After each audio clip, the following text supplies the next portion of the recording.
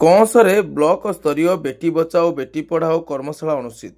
ଜିଲ୍ଲା ଶିଶୁ ସୁରକ୍ଷା ୟୁନିଟ୍ ପକ୍ଷରୁ Tata steel foundation TSF Sukinda ଶାଖା ସହଭାଗିତାରେ ଶୁକ୍ରବାର ଅପରାହ୍ନ 3 ଘଟିକା ସମୟରେ ସୁକିନ୍ଦା ବ୍ଲକ ଅନ୍ତର୍ଗତ କଅଁସ ପଞ୍ଚାୟତ ଅଫିସରେ ବ୍ଲକ ସ୍ତରୀୟ ବେଟି ବଚାଓ ବେଟି ପଢ଼ାଓ ଯୋଜନାର 10ମ ବାର୍ଷିକ ପୂର୍ତ୍ତି ପାଳନ ଅବସରରେ ସ୍ୱତନ୍ତ୍ର କାର୍ଯ୍ୟକ୍ରମ ଓ କର୍ମଶାଳା ଅନୁଷ୍ଠିତ ହୋଇଥିବା ଦେଖିବାକୁ ମିଳିଛି।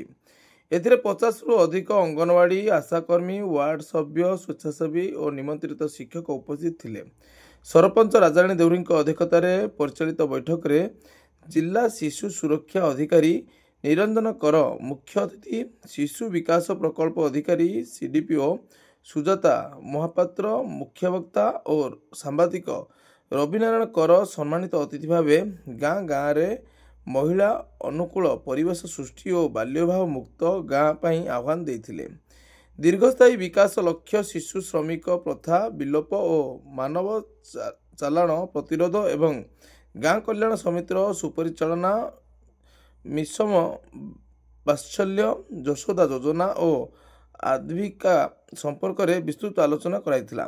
ପ୍ରଶ୍ନୋତ୍ତର କାର୍ଯ୍ୟକ୍ରମ ମଧ୍ୟରେ ପ୍ରଶିକ୍ଷଣ ଦିଆଯାଇଥିଲା। କଅଁସ ଏନ୍ଜିବିଏମ୍ ହାଇସ୍କୁଲ ପ୍ରଧାନ ଶିକ୍ଷକ ଚିତ୍ତରଞ୍ଜନ ଶତପଥୀ, କଅଁସ ଉପ୍ରା ସ୍କୁଲ ପ୍ରଧାନ ଶିକ୍ଷକ ନାଥ ଅମାନ୍ତ, ସାରୁଆବିଲି ଉପ୍ରା ସ୍କୁଲ ଶିକ୍ଷକ କରୁଣାକର ହୋ ଓ ନିରଞ୍ଜନ ନାୟକ, ସ୍ୱାସ୍ଥ୍ୟକର୍ମୀ ସନ୍ଦୀପା ସାହୁ, ଶୁଭସ୍ମିତା ବେହେରା, ମମତା ପ୍ରଧାନ ଓ ସାକିଲା ହେମ୍ବ୍ରମ ପ୍ରମୁଖ ଉପସ୍ଥିତ ଥିଲେ। ପ୍ରାରମ୍ଭରେ ଡିସିପିଓ ଶ୍ରୀ କରଙ୍କ ନେତୃତ୍ୱରେ ଏକ ଶୋଭାଯାତ୍ରା ସ୍ଥାନୀୟ ବସ୍ତି ପରିକ୍ରମା କରି ବେଟି ବଚାଓ ବେଟି ପଢ଼ାଓ ଆହ୍ୱାନ ଦେଇଥିଲେ।